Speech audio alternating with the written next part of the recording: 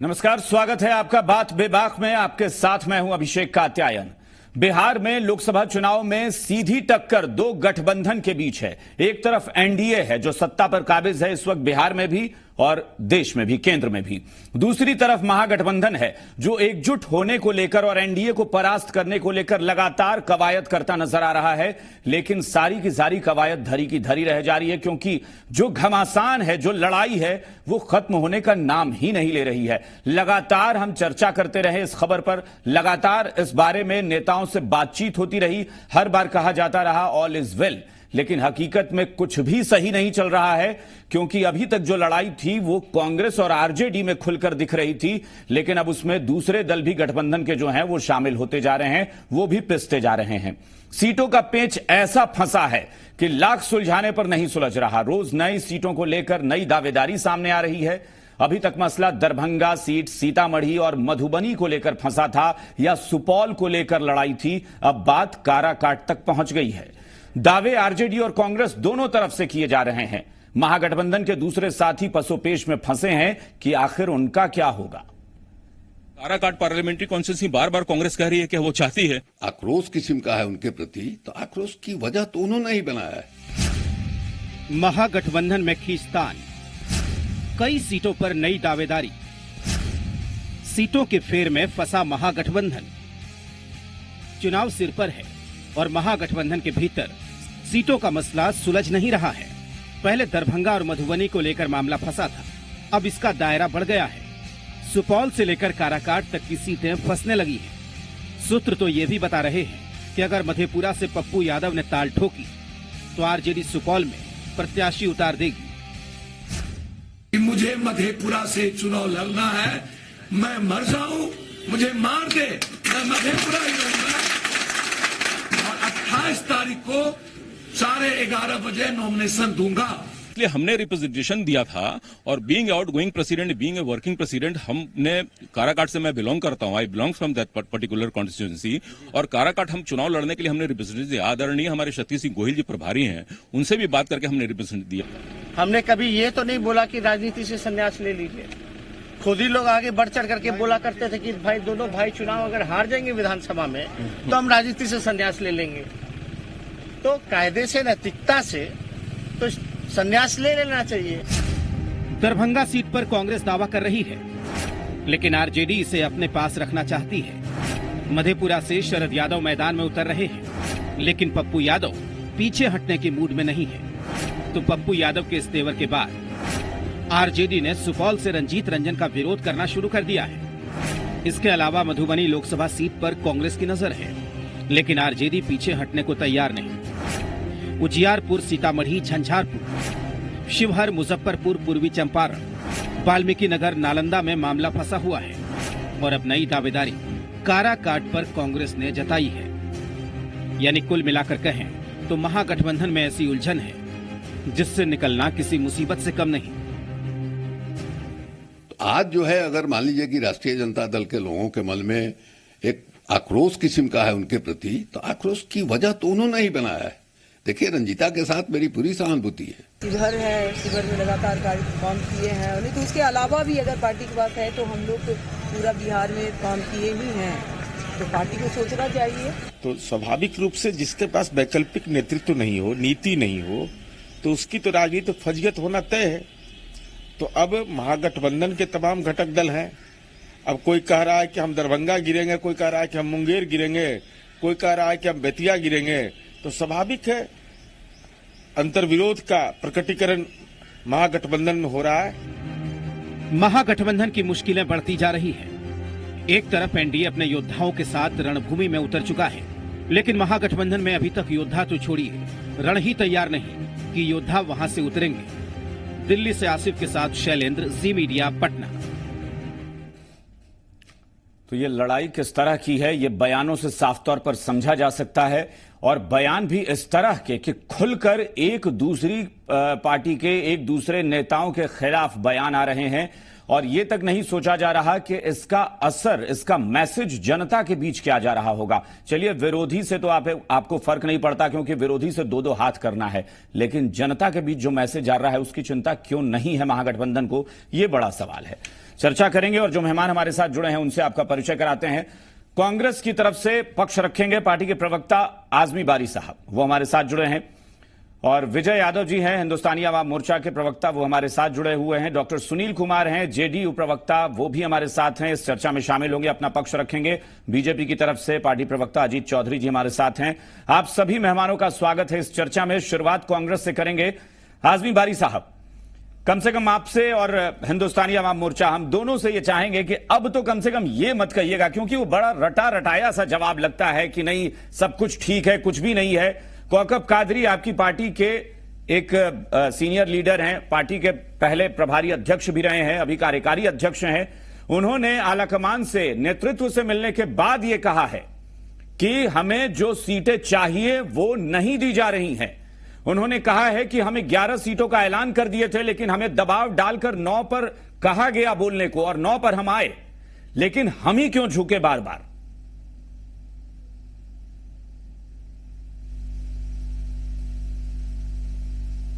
आजमी बारी साहब,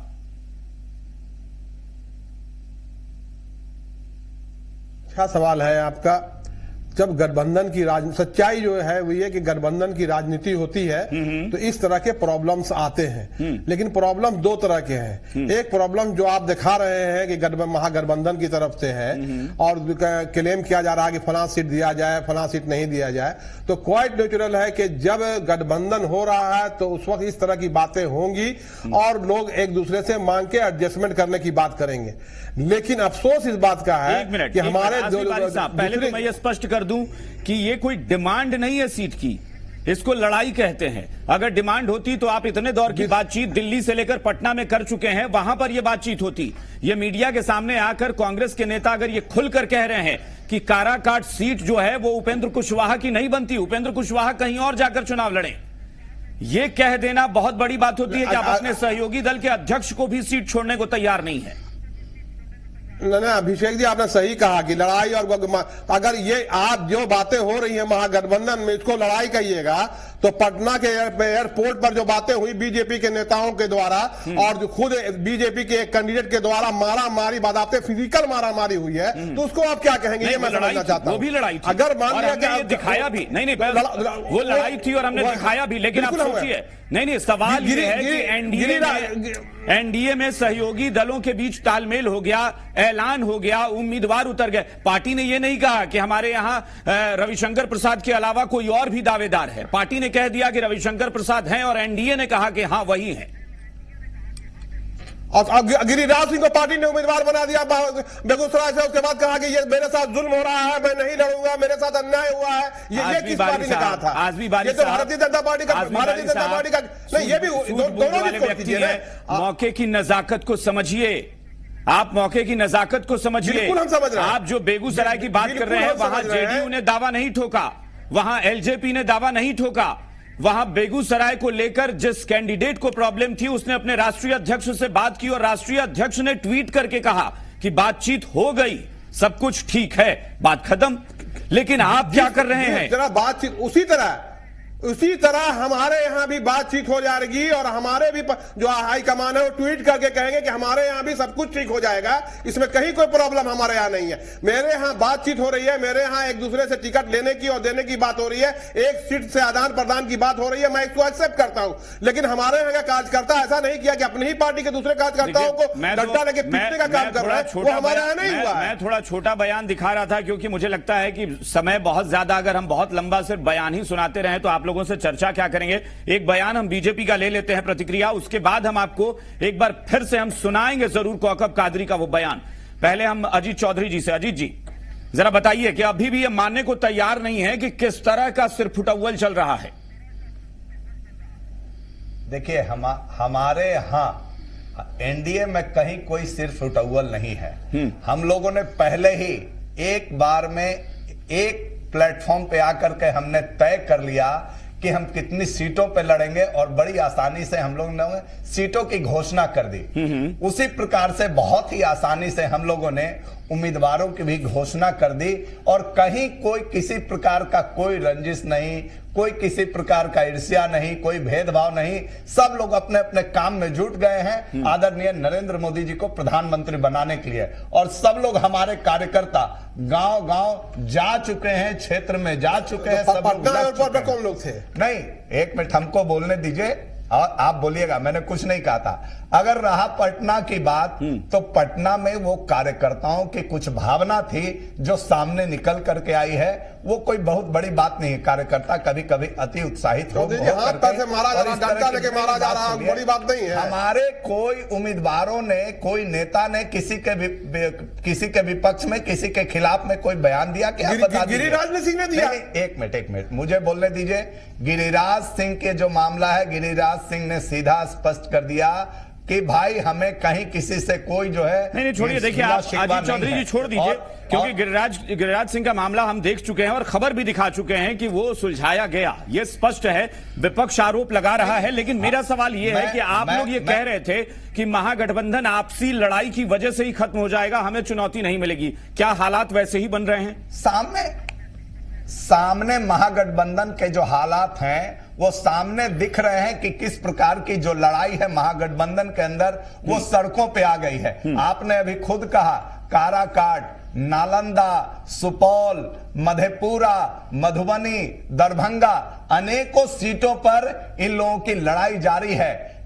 चूंकि इसलिए है कि कोई मुद्दा सबसे बड़ी बात है कि कांग्रेस के नेता है आजमी बाजी साहब, और समझ नहीं रहे हैं। कांग्रेस लगातार कह रही है, झारखंड में भी कांग्रेस कह रही है कि आरजेडी जिद की राजनीति कर रही है और अपना मोनोपोली चलाने की कोशिश कर रही है। खैर, हम वो बयान सुनाते हैं आपको। बयान वो जो कुछ भी दिया है उन्होंने, कौकब कादरी साहब ने, एक बार सुन लेते हैं। महागठबंधन में एक बात तय पाई थी कि विनेबिलिटी क्राइटेरिया होगा और कास्ट बैलेंस क्राइटेरिया होगा।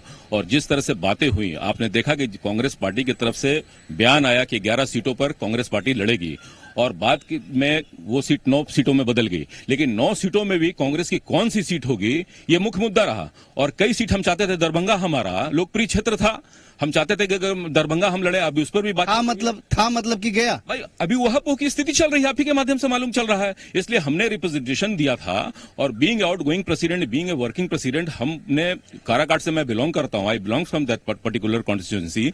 और काराकाट हम चुनाव लड़ने के लिए हमने रिप्रेजेंटेशन दिया। आदरणीय हमारे शक्ति सिंह गोहिल जी प्रभारी हैं, उनसे भी बात करके हमने रिप्रेजेंट दिया है। आदरणीय हमारे ऑर्गेनाइजेशन के हेड है जनरल सेक्रेटरी वेणुगोपाल जी को हमने दिया है। और हमारी चाहत है, कांग्रेस चाहती है वहां से चुनाव लड़ना। अब गठबंधन में आपको एडजस्ट करना पड़ेगा, सीट को आप एक्सचेंज कर सकते हैं, कास्ट कॉम्बिनेशन को देखना होगा। दो कोयरी समाज के लोग एक साथ कैसे चुनाव लड़ सकते हैं? औरंगाबाद में आदरणीय निखिल जी की टिकट अगर कटी है और वहां आपने जो कैंडिडेट महागठबंधन का पेश किया है, इसी तरह आप जो पेश कर रहे हैं कैंडिडेट आपके काराकाट से, तो मैं समझता हूं कि एक समाज के लोग दोनों जगह से कैसे लड़ेंगे? और काराकाट पार्लियामेंट्री कॉन्स्टिट्यूंसी बार बार कांग्रेस कह रही है कि वो चाहती है, तो आपको एडजस्ट कर करके किसी हाल में भी कांग्रेस को काराकाट देना होगा। उपेंद्र कुशवाहा जी अन्य सीटों पर विचार करें। अब इतना कुछ स्पष्ट होने के बाद कम से कम अब आजमी बारी साहब आप मत कहिएगा कि अब अभी भी कुछ सुनना आपको बाकी रह गया है। विजय यादव जी आपसे जवाब चाहेंगे। नहीं, एक मिनट हम आपके पास आएंगे, लेकिन विजय यादव जी आप ही के गठबंधन से हैं, वो आपकी तरफ से बात रख सकते हैं। सामने दिख रही है। विजय यादव जी अब क्या बाकी रह गया है? कांग्रेस सीधे तौर पर कह रही है कि जो सीट हम चाह रहे थे वो आप देते नहीं हैं। अब काराकाट हमें क्यों नहीं मिले? उपेंद्र कुशवाहा क्यों? क्योंकि जिताऊ कैंडिडेट वहां पर तय हुआ था कि देना है, यानी उपेंद्र कुशवाहा कांग्रेस को जिताऊ कैंडिडेट नहीं लगते। बताइए। कप्तान जी, ऐसा है कि मीडिया का उपज है, ये भाजपा वाला का उपज है, कौकब कादरी साहब की उपज है, कौकब कादरी साहब की उपज है। कृपा करके मीडिया को बख्शें, मीडिया को बख्शें। विजय यादव जी, कब तक मीडिया पर ठीकरा फोड़ते रहेंगे? आप अब सड़क पर आकर एक दूसरे पर लाठी डंडा चला देंगे, उसमें भी कह देंगे कि लाठी मीडिया ने पकड़ाई थी इसलिए हमको चलाना पड़ गया। नहीं, लगता है कि आप भी भाजपा की बात कर रहे हैं। नहीं, हमारी बात तो आपको भाजपा ही लगेगी। लड़ाई इनके अंदर है और मीडिया को भाजपा को इसमें घसीट रहे हैं। कोई शीर्ष नेता नहीं है, कांग्रेस का किसी ने शीर्ष नेता ऐसा कौकब कादरी ने नेतृत्व, कौकब कादरी ने प्रभारी की भी बात कर ली और जनरल सेक्रेटरी का भी जिक्र किया कि हमने उनसे बात करने के बाद ये मैं कह रहा हूं। नहीं, बात कर ली, ठीक है, अच्छी बात है, लेकिन कोई शीर्ष नेता ने ऐसा बात नहीं किया। क्लेम का क्लेम कर रहे हैं, ये नहीं कर रहे हैं, वो क्लेम कर रहे हैं कि मिल जाना चाहिए। वो क्लेम ये कर रहे हैं कि उपेंद्र कुशवाहा कहीं और चले जाएं, उपेंद्र कुशवाहा कोई और सीट तलाशें अपने लिए। सर जी, बड़ा भाई से हर कोई छोटा भाई कुछ ना कुछ मांगता है। वो प्रेम से कह रहे हैं कौकब कादरी कि यदि उपेंद्र कुशवाहा कहीं शिफ्ट कर जाते तो मैं इस जगह पर चुनाव लड़ लूंगा। वो ऐसा कोई गलत नहीं करे। कोई शीर्ष नेता महागठबंधन के यदि बोलते, अब शीर्ष नेता अगर आप सिर्फ राहुल गांधी को ही मानकर चलेंगे तो फिर ठीक है, तो फिर क्या जरूरत है कि प्रवक्ता के तौर पर आप लोग बयान दें? नहीं, तो फिर विजय यादव जी, माफी चाहूंगा कि लेकिन मुझे ये कहना पड़ रहा है कि फिर मैं आपके बयान को भी गंभीरता से क्यों लूं? नहीं, तो कल से मैं आपके बयान को गंभीरता से लेना बंद कर दूंगा। अगर आपको लगता है कि सिर्फ जीतन राम मांझी, उपेंद्र कुशवाहा, राहुल गांधी बस यही बयान देंगे, तो फिर विजय यादव जी की क्या जरूरत बयान के लिए? नहीं, वो ये नहीं ना कह रहे हैं कि मैं गठबंधन तोड़ दूंगा। अरे वो मधुबनी मांग रहे हैं, वो दरभंगा मांग रहे हैं, सुपौल को लेकर लड़ाई। एक बात बताइए, आरजेडी सुपौल को लेकर ब्लैकमेल करती है। लड़ाई नहीं करते, लड़ाई करते हैं एयरपोर्ट की लड़ाई करते हैं। बहुत बढ़िया। सुनील कुमार जी, सुनील जी, ठीक है, एक मिनट, अजीत जी, सुनील जी के पास चलते हैं। एक सेकंड, हाँ बताइए। आज तक हमने भाजपा को समझते थे, हाँ, ये बहुत बड़ी पार्टी है, शासन में चलती है, ठीक है, लेकिन मुझे तो एयरपोर्ट के मामला देखने से लगा कि ये अराजकता की पार्टी है। चलिए, बहुत अच्छी बात है, ठीक है, आप दूसरे का ही देखते रहिए। अरे अपना घर बचाइए, पहले अपना घर बचाइए। विजय यादव जी, आपके प्रवक्ता किस तरह की बातें आप कर रहे हैं? आपके नेता को गाली दे रहे थे, आप भूल गए क्या? अजीत जी प्लीज सुनील जी को बोलने दीजिए, सुनील जी को बोलने दीजिए। सुनील कुमार जी, एक मिनट, अजीत जी प्लीज, अजीत जी, सुनील जी को बोलने दीजिए। सुनील जी, एक बात बताइए, काराकाट को लेकर लड़ाई, मधुबनी को लेकर, दरभंगा को लेकर, सुपौल को लेकर, यहां तक कहा जा रहा है कि आरजेडी ब्लैकमेलिंग पर उतर आई है। आरजेडी कह रही है कि अगर मधेपुरा से पप्पू यादव चुनाव लड़ते हैं तो हम सुपौल में रंजीत रंजन को हरा देंगे, हमारे कार्यकर्ता उनके खिलाफ काम करेंगे। ये कैसी पॉलिटिक्स है? देखिए, केवल वही तो मैं कह रहा हूं, ये देखिए, केवल दरभंगा की, मधुबनी की, सीतामढ़ी की, उजियारपुर की एक ये की बात नहीं है। कमोबेश देखें तो ये जो महास्वार्थ बंधन है वो अति महत्वाकांक्षी स्वार्थी नेताओं का, सत्ता लोलुप नेताओं का जमावड़ा है। जहां आपसे हित टकराते हैं वो इस तरह का जनक होता है। अब देखिए लेफ्ट की स्थिति क्या है ये पता ही नहीं है। लेफ्ट के नेता कहते हैं कि वहां हमें वोट दो, 5 जगह में सीपीआईएमएल को वोट दो, बाकी जगह महागठबंधन को वोट दो। ये कैसी राजनीतिक ठेकेदारी है? तो पूरी तरह से अगर ये बात देखें, कांग्रेस पार्टी, अरे हमारा आप देखें एनडीए का, कि एनडीए ने बहुत पहले सीटों का बंटवारा किया, कैंडिडेट भी अनाउंस किया, एक आध व्यक्तिगत कार्यकर्ता एक और बयान, नहीं छोड़िए, एनडीए का तो हो गया है। सुनील जी, एक और बयान आया, वो अब कांग्रेस यहां तक कह रही है कि नालंदा सीट हमें मिलनी चाहिए क्योंकि नालंदा में जेडीयू को, नीतीश कुमार को टक्कर सिर्फ कांग्रेस दे सकती है, हमारा कोई सहयोगी नहीं टकरा सकता। देखिए अभिषेक जी, कांग्रेस का हश्र जो उत्तर प्रदेश में हुआ कि लोगों ने उनको दूध की मक्खी की तरह हटा दिया, जो कांग्रेस का हश्र बंगाल में हुआ जिसे टीएमसी ने किया, यही होगा। कांग्रेस ने कटोरा भीख लेके जेल जाकर के सीट मांगे हैं। अंत में इज्जत अगर प्यारी हो तो कांग्रेस को देखना चाहिए कि महागठबंधन से अलग हो जाना चाहिए। कांग्रेस का जो इज्जत प्यारा हो, कांग्रेस अगर कहती है कि अल्पसंख्यकों का रहनुमाई करती है, दलितों का रहनुमाई करती है, तो कांग्रेस पार्टी अपनी इज्जत लेते हुए वो महागठबंधन से अलग रहे। चलिए, आजमी बारी साहब, छोटा बयान, आजमी बारी साहब, एक मिनट। नालंदा सीट को लेकर भी आपकी पार्टी का बयान है और पार्टी कह रही है कि वहां पर कोई और टकरा ही नहीं सकता, सिर्फ हम कर सकते हैं। तो जो आप मांग रहे हैं वो आपको मिल नहीं रहा है, फिर भी आप बचा रहे हैं, फिर भी आप बचाव पर उतरे हुए हैं। अभिषेक जी 2 बात कहना चाहता हूं। बताइए। एक बात एकदम सिंपल सी है। डॉक्टर साहब जब बोल रहे थे तो उन्होंने कहा कि कांग्रेस को फिक्र है माइनॉरिटी वोट और दलित वोट की चिंता है, तो मैं वो हार जाए बहुत अच्छा है, हम उनका सुझाव मानते हैं। मैं भी इनको एक सुझाव देना चाहता हूं कि ये जेडीयू के प्रवक्ता है, जेडीयू में भी नीतीश कुमार वाले अल्पसंख्यक और दलित की बात करते हैं, तो वो कहां सांप्रदायिक पार्टी से साठगांठ रखे हुए, वो भी सांप्रदायिक पार्टी को छोड़ दे, बीजेपी को छोड़ दे, हम उसका भी स्वागत करेंगे।